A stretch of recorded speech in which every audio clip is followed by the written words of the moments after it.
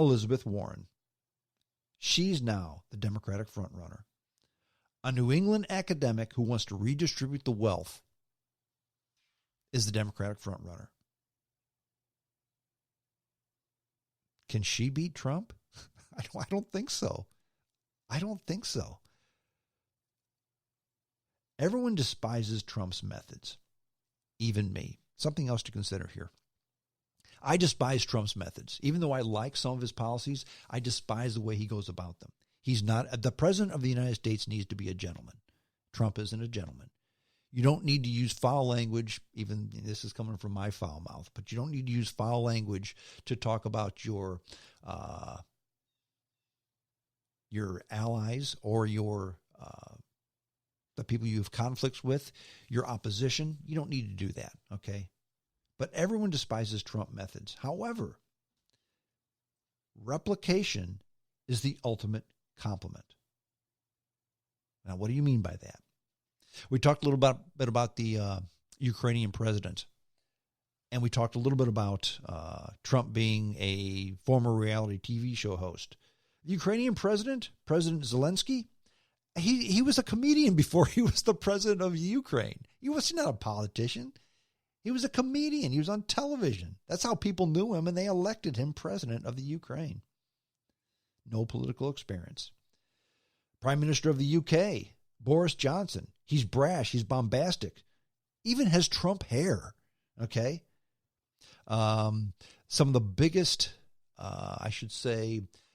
most vocal members of the Democratic Party, or they call them the Squad. Ocasio-Cortez, Omar, Presley, and Tlaib, the four Democratic, I think they're all freshmen too, Democratic U.S. representatives. Okay, and they are about as unconventional as they come. They're foul-mouthed, most of them are. Was it Omar Tlaib, one of them, that we need to impeach the MFer. Yeah, a U.S. representative who says Trump is brash and rude, so we need to impeach the motherfucker. That's a U.S. representative talking that way, okay? If that's not replication of Trump, I don't know what is. They shoot from the hip without facts to back them up. They just say shit because, kind of like Trump. They go onto Twitter. They're Twitter tweeters with controversial posts that really have no backing. They just shoot from the hip, just like Trump does. In fact, they have controversial pasts like Trump does. In fact, sources say that Omar married her brother in order to get him into this country. Now, that's just not me spouting off some Alex Jones crap. The Minneapolis Star-Tribune investigated this, and they could neither confirm nor deny that this happens. I mean, you even go to a leftist source like Snopes. Snopes doesn't say, "No, she didn't marry her brother." There's this, there's that. We're really not sure. The accusation is made that you married your brother. And the answer to that question is maybe. You talk about a controversial past? Holy mackerel. And despite being unconventional, despite being controversial, despite the fact that this gal probably married her brother, it doesn't hurt them with their base. Their base doesn't care. Their base elected him for this, and they don't care about that. Sound familiar? Replication is the ultimate compliment. That fucking Trump, he does this and this and that. His base is just a bunch of morons. Same thing for Tlaib. Same thing for Omar. Same thing for Ocasio-Cortez. Same thing for Presley. Same. Now, I'm not going to say that their constituents are morons. I would say their constituents like what they do. They elected people that represent what they think. Okay? Now, the bottom line, all the Trump bullshit, all of it, the womanizing. Okay, you guys had lots of wives, okay? And by the way, one thing you can't deny is that Melania Trump is the most beautiful first woman in history. You cannot deny that, okay? All his past womanizing. So what? Yeah, I did it. So what? his degrading of women, the whole grab her by the pussy thing. Look at her face. And she's bleeding something out of her eyes. I mean, the horrible degrading comments he's made against women. He said, yeah, I said it, so what?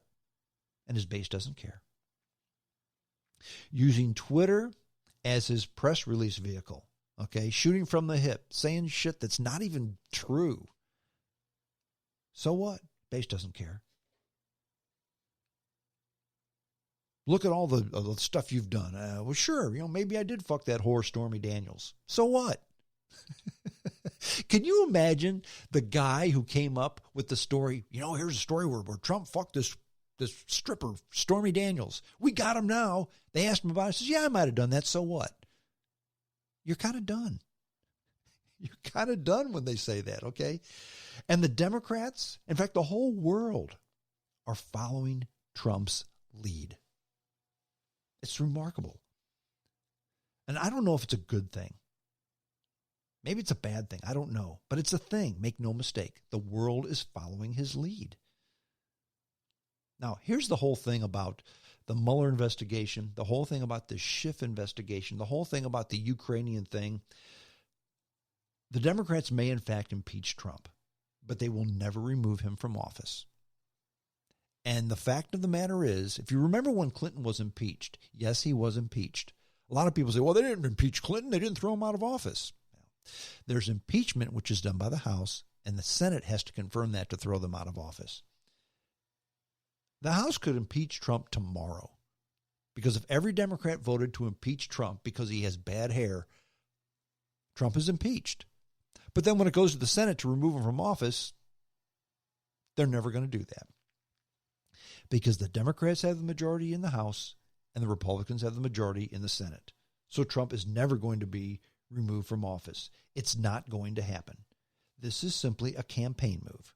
It's mudslinging. It's politics. It's diversional things. Look over here. He's horrible. He's horrible. He's worse than our guy or gal. Okay? Now make no mistake.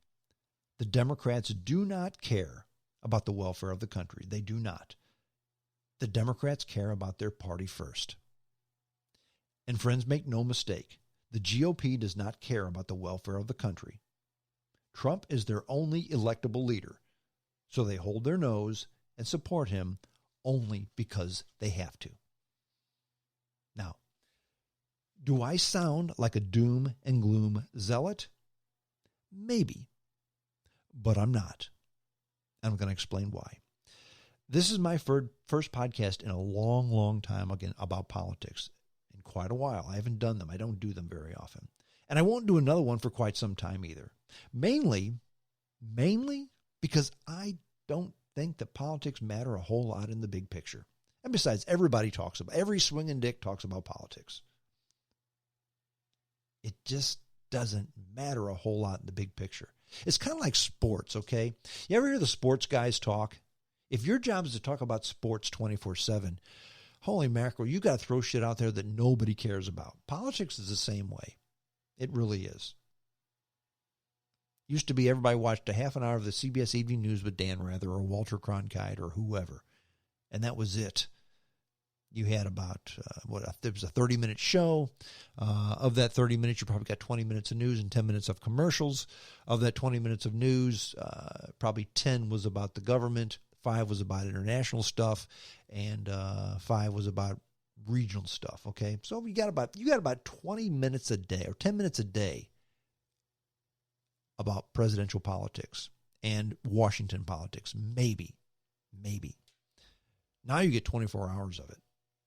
So they got to figure out something, okay? Things are pretty good right now. In fact, things are very good right now. Look at the big picture. The economy is booming. We have a better lifestyle in this country than ever before. Yeah, we really do. We really do. In fact, I know I do. Look at yourself. See how you're doing economically, okay? If you're not working, you're not trying. What is the unemployment rate? 3.5% now? Look at the news. The biggest problem we have in this country right now, if you look at the news, forget the politics. I'm talking about the biggest problem that the average Joe has. Vaping. Vaping is the biggest problem we have today. Think about that, please.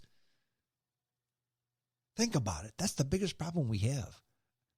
It's stupid, but it's the biggest problem we have. Now, getting back to politics, someday, sometime, someone, some leader will stand up, unite the country, do what's best for the people and not the party, and take us to the next level. That's going to happen someday. But in the meantime, let's ride this wave, shall we? I am. And you should be too. Politics aren't a big deal. Wringing your hands and damning entities you do not control does no good. I just came off of a long trip in the Carolinas, okay? Flew out very early on Monday morning. Got home very late last night. And yes, I got up nice and early and still did my podcast for my fans. You're welcome. The biggest problem that I have right now in the day job, the biggest problem that I have, I'm a salesman. And my company cannot build what my customers want to buy from me. They can't build enough of it fast enough. That's my biggest problem. Translation, there's too much demand out there. There's a lot of demand out there. Oh, yeah. My other big problem is that the contractor building the pool in my backyard for the trophy wife is woefully behind schedule. Aren't those kind of like first world problems? I suspect yours are very similar to mine. Think of the problems that you have. Now, barring health, because everybody has health problems eventually, because that's how life works. You live, then you get sick, and you die. Or you have an accident and you die. Barring problems like that, look at your biggest problem. And it's not that big of a problem. I think you would agree. You have so much freedom. I have so much freedom. We have so many good things around in our lives today, living in this country. And if you don't believe me, you need to look a little bit harder, okay? Or maybe you need to try a little bit harder. Or maybe you need to go about it in a different route. Maybe you're one of those incels. You know, get a little game, make an adjustment. Life is not a video game or a porn video. It's a whole lot more boring than that. But the bottom line is, despite all this circus of politics, the fact that we have a reality show, TV show host as our president, I'm smiling, folks. I'm smiling really big. And you should be too. And if you're not, look at it one more time, if you would. Well, that's it. I'm done. Hope you enjoyed the podcast. Again, lots of places to get the podcast. It's unbelievable the places you can get the podcast from. iTunes, iHeartRadio, Player FM, Facebook, Twitter, TuneIn, Radio Online, the podcast app, YouTube, Spotify, Google Podcast, CastBox, and SoundCloud, or Spreaker.com. Send me your email address. Send your email address to jamesstроngshow@hotmail.com. I put you on the list. I send you the link to the podcast upon publication. You can download it and listen to it at your leisure. That's it. Hope you enjoyed the podcast. Until next weekend, this is James Strong saying adios.